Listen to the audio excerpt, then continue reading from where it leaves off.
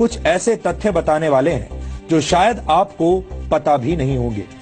इन तथ्यों को जानने के बाद आप समझ जाएंगे कि कैसे इस देश की जनता के मन में डॉक्टर अंबेडकर के बारे में भ्रम फैलाने की साजिश रची गई। डॉक्टर भीमराव अंबेडकर का भारत के विकास में जितना योगदान रहा है उतना शायद ही किसी और राजनेता का रहा हो।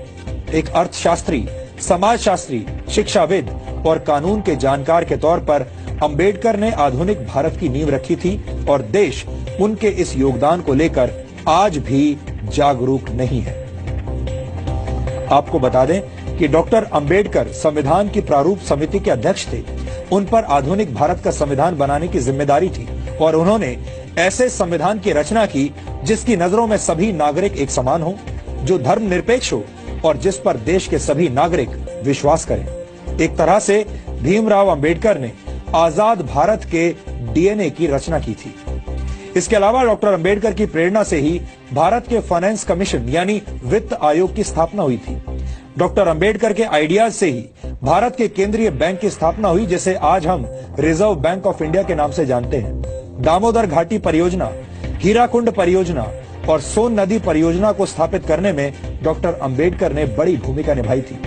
भारत में एम्प्लॉयमेंट एक्सचेंजेस की स्थापना भी डॉक्टर अंबेडकर के विचारों की वजह से ही हुई थी। भारत में पानी और बिजली के ग्रिड सिस्टम की स्थापना में भी डॉक्टर अंबेडकर का अहम योगदान माना जाता है।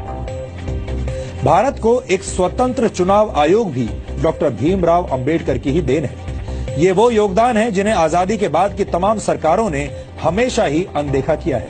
यानी योजनाएं और विचार अंबेडकर के थे, लेकिन उनका श्रेय दूसरे नेताओं ने लूटा।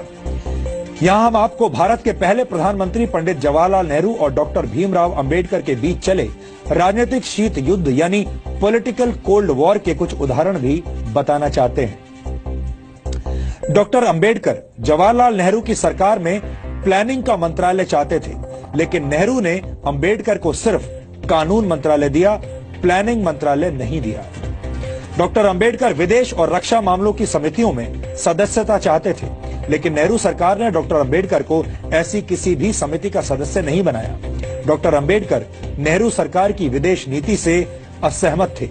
डॉक्टर अंबेडकर हिंदुओं में सामाजिक अधिकार और महिलाओं को संपत्ति का अधिकार देने की बात करने वाले हिंदू कोड को समाज सुधार के लिए जरूरी मानते थे, लेकिन नेहरू सरकार ने अंबेडकर के मंत्री रहते हुए हिंदू कोड को स्वीकार नहीं किया।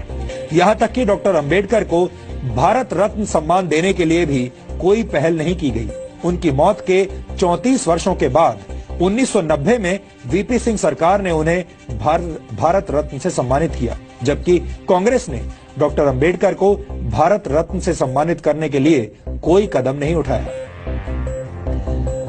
अब आप समझ गए होंगे कि बाबा साहेब डॉक्टर भीमराव अंबेडकर से जुड़ी तमाम सच्चाइयों को हमसे और आपसे कैसे दूर रखा गया है। इन सच्चाइयों को जानना और समझना आधुनिक भारत के निर्माण के लिए बहुत जरूरी है। डॉक्टर अंबेडकर को जातियों की सीमा में बांधना और उन्हें सिर्फ दलितों के मसीहा के तौर पर पेश किया जाना उनके साथ बहुत बड़ा अन्याय होगा। इसीलिए आज हम डॉक्टर अंबेडकर के मूल विचारों को आपके लिए डिकोड कर रहे हैं।